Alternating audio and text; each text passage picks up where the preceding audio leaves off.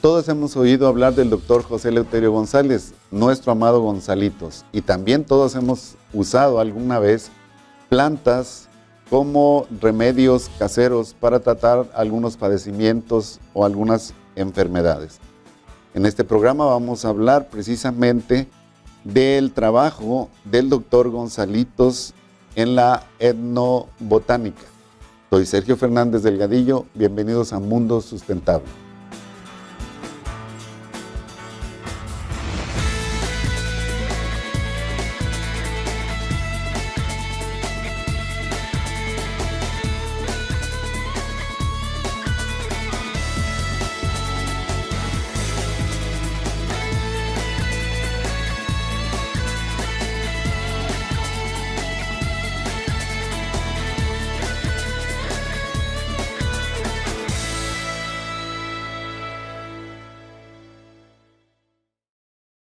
José Eleuterio González, Gonzalitos, nació en Guadalajara, Jalisco, un 20 de febrero de 1813, en el marco de la independencia.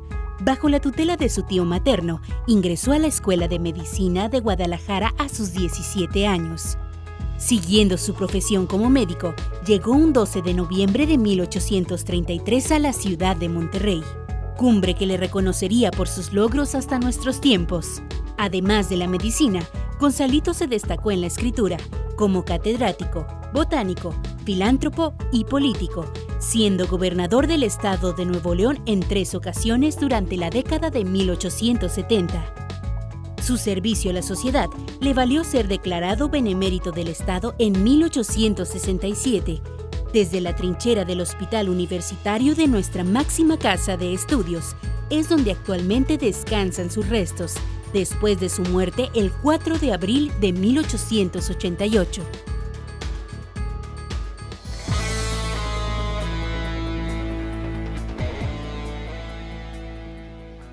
Muy buenas tardes, estamos de nuevo con usted en su programa Mundo Sustentable. Y mire, en México yo creo que todos hemos oído el uso de las plantas como si fueran medicamentos. La tradición en los pueblos y en todas las razas indígenas que hubo, había una situación de uso de las plantas como medicamentos o como alimentos. Esto ha sufrido algunos cambios en el paso del tiempo y hoy en día podemos hablar de un proceso sistematizado de trabajo alrededor de este conocimiento de las plantas para este uso específico. Sin embargo, el doctor José Eleuterio González, nuestro Gonzalitos, tiene una participación muy importante para el estado de Nuevo León en este campo. Y para hablar de este asunto, hemos invitado esta tarde al doctor Jorge Marroquín de la Fuente, quien es profesor emérito de la Facultad de Ciencias Biológicas. Doctor Marroquín, buenas tardes. Buenas tardes, mucho gusto, qué bueno. Bienvenido estar a con Mundo ustedes. Sustentable. Perfecto, agradezco mucho la invitación a participar en este programa y nos da mucho gusto a los botánicos que se acuerden de nosotros de vez en cuando, por lo que tenga de, como usted lo acaba de decir, de importancia en el manejo de estos recursos biológicos que de alguna manera están siempre presentes, ya no digo en nuestra mesa, sino en nuestras actividades en general. Muy bien. ¿Cómo surge históricamente, cómo surge el interés suyo en la obra científica del doctor José Eleuterio González, nuestro Gonzalitos? Se puede dividir en 2 etapas. Como estudiante de ciencias biológicas, siendo director el doctor Eduardo Aguirre Pequeño, nos hablaba mucho él de esta gran figura académico-científica y humanista de Nuevo León. Y aunque uno como estudiante no tenía todavía la capacidad de aquilatar una obra de tanta trascendencia en nuestro estado y por consiguiente en México, estábamos en la etapa de información y siempre nos quedó el gusanito del personaje porque de alguna manera lo oíamos mencionar de niños en muchos aspectos. una abuelita mía vivía a unos pasos del monumento de Gonzalitos, en 15 de mayo, Cuauhtémoc, y era un lugar de jugar de nosotros. Y ahí estaba el monumento sentado Gonzalitos y un libro. Y todo eso pues le llamaba a uno la atención sin saber todavía de qué se trataba. Y la segunda etapa pues es cuando, al cumplirse el centenario del natalicio del Benemérito del Estado, la Universidad de Nuevo León propuso realizar homenajes a esta figura, y como parte de ese bicentenario del natalicio de Gonzalitos, de la Dirección de Innovación, o no me acuerdo exactamente el nombre de la dependencia en ese tiempo, pero a través de la doctora García Quintanilla me invitaron a tomar parte en un libro que tardó algunos años en salir, pero que nos hizo movernos. Y como yo he guardado infinidad de información histórica que uno no cree que pueda servir después, resulta que yo tenía gran cantidad de información en la parte botánica de Gonzalitos y acepté gustoso participar. De ahí que nos pusimos a cotejar la información disponible, a darle orden, a actualizar algunos datos y finalmente a entrar con cierta profundidad al mundo botánico de Gonzalitos. Doctor Marroquín, Sí. Todos ubicamos la personalidad del doctor José Eleuterio González como una eminencia en el campo de la medicina. ¿Cómo es que le nace al doctor Eleuterio González su inquietud por conocer las plantas de la región? Debe haber sido una consecuencia de su actividad médica en el tratamiento de las enfermedades, porque empezó a reunir información de distintas fuentes, incluyendo sus propios pacientes o gente que conociera en este aspecto. No había boticas o expendios y él tuvo que adentrarse en el conocimiento que desde las publicaciones que se hacían en México le llegaban a él, al fin que estaba formando parte de la Sociedad Mexicana de Geografía y Estadística, y también formó parte de la Sociedad Mexicana de Historia Natural del siglo XIX, tal como se fue integrando. Y él recibía los boletines de la naturaleza, así se llamaba la revista o publicación de la Sociedad de Historia Natural, y ahí participan muchos médicos, muchos naturalistas y demás. No había biólogos en el sentido profesional, pero farmacéuticos, inclusive historiadores y gente de alto nivel en cuanto a la academia. Y se comunicaba él por correspondencia con infinidad de gentes. Así que, aparte de lo que él iba cosechando, vamos a decir así, de la cultura general de la población, Monterrey era una ciudad completamente heterogénea y además de poco número de ciudadanos, de habitantes, como para tener un historial muy alto en esta materia.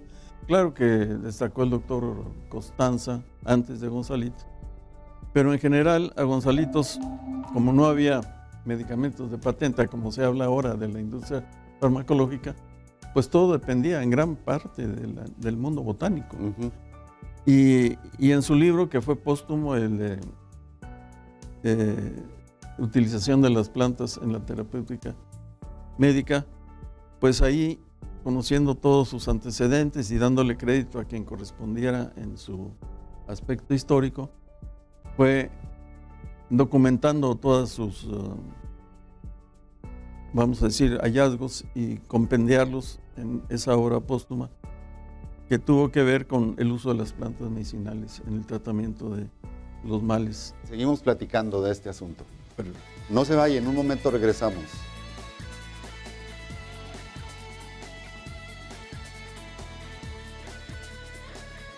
Mundo Sustentable.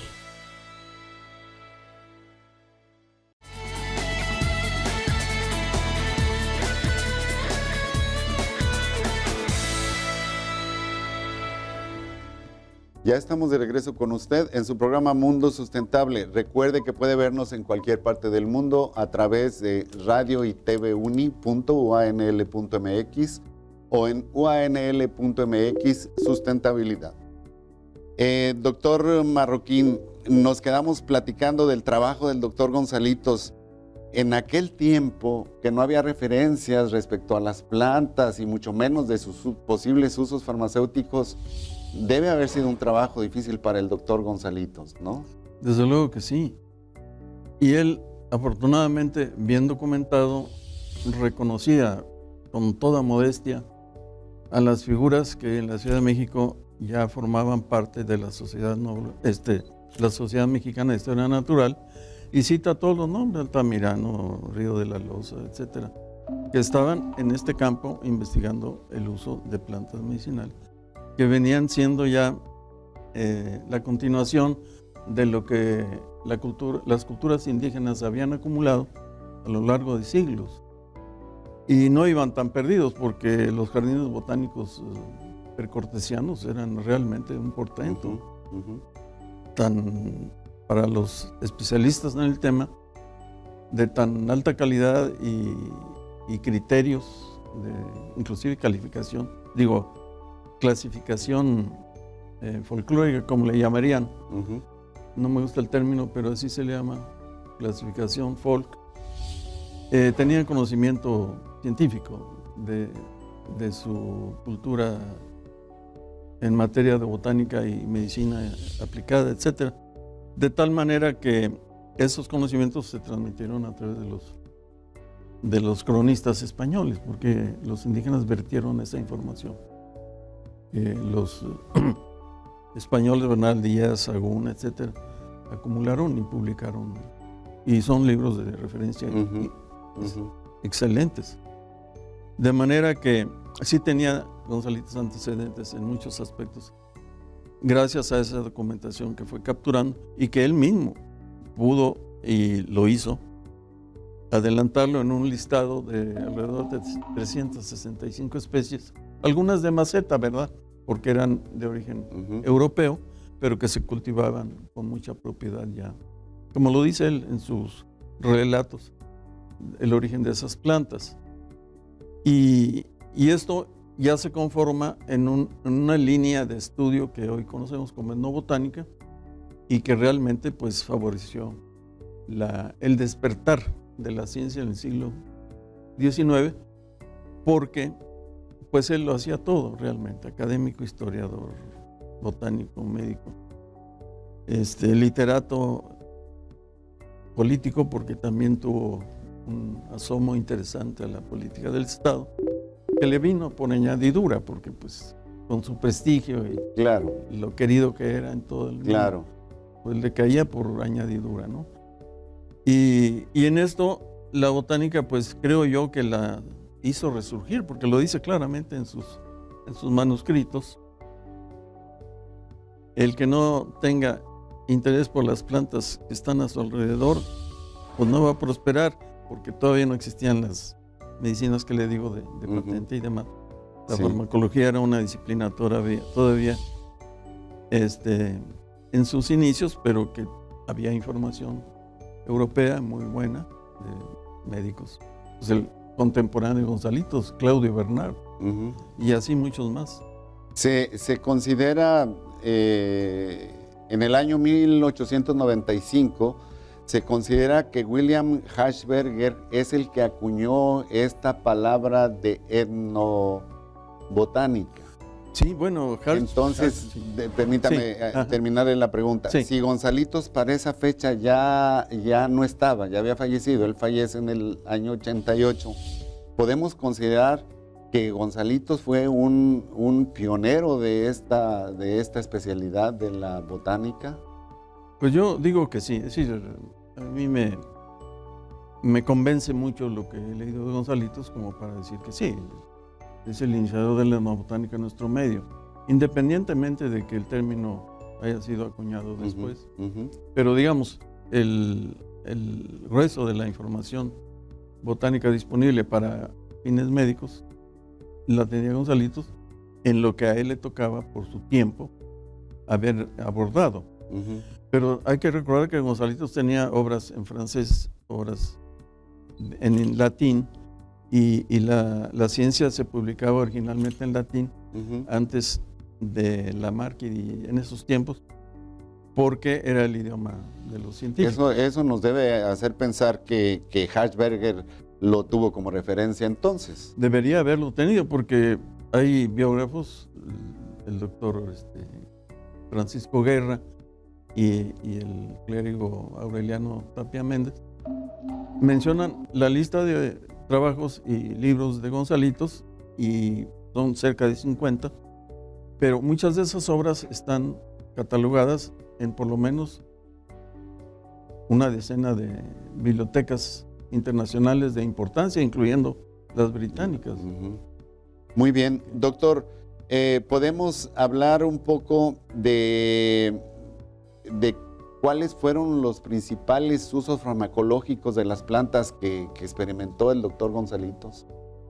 Pues uno de los temas que a mí me fascina y que pues es con lo que empieza su libro de terapéutica en función de las plantas, pues son nada menos que los narcóticos, porque empieza dando las etimologías. Él sabía griego y latín, lo usaba con mucha agilidad.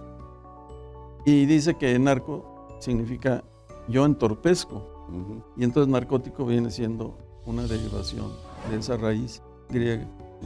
Y además la clasificación que hace de los narcóticos es fabulosa, porque habla de los narcóticos en el sentido de los que producen sueño, de los anodinos que combaten el dolor, de los analgésicos y de los calmantes, etcétera. Y es una clasificación muy bonita porque parece muy primitiva, pero sigue siendo válida para muchos aspectos. Claro. Y lo mismo la clasificación que él utiliza en materia de sistemática vegetal. Muy bien. ¿Verdad? Es tiempo de hacer otro corte. Ahorita me sigue platicando de esta parte de la sistemática vegetal. Mire. No se vaya, estamos platicando con el doctor Jorge Marroquín de la Fuente de las contribuciones del doctor José Eleuterio González a la etnobotánica farmacológica de Nuevo León. En un momento regresamos.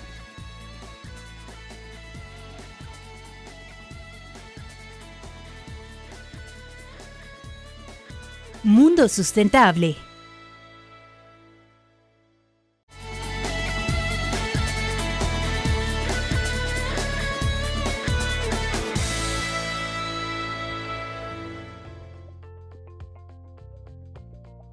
Ya estamos de regreso con usted en Mundo Sustentable. Doctor Marroquín, nos quedamos platicando de los usos que dio, los usos farmacológicos que experimentó Gonzalitos en su tiempo con plantas. Sí. De acuerdo. Estábamos revisando con el interés del libro este que le digo que se publicó al fin, aunque es digital,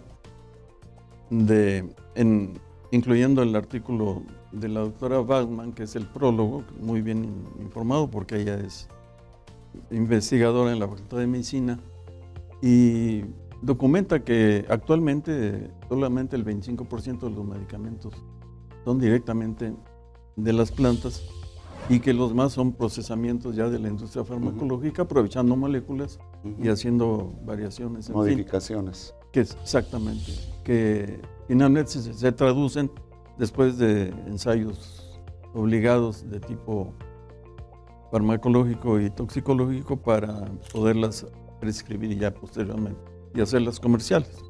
De manera que todo es todo un proceso, pero la etnobotánica sigue siendo el núcleo independientemente de si las plantas se van a usar para fines médicos o industriales o de ornato o comestibles directos, en fin.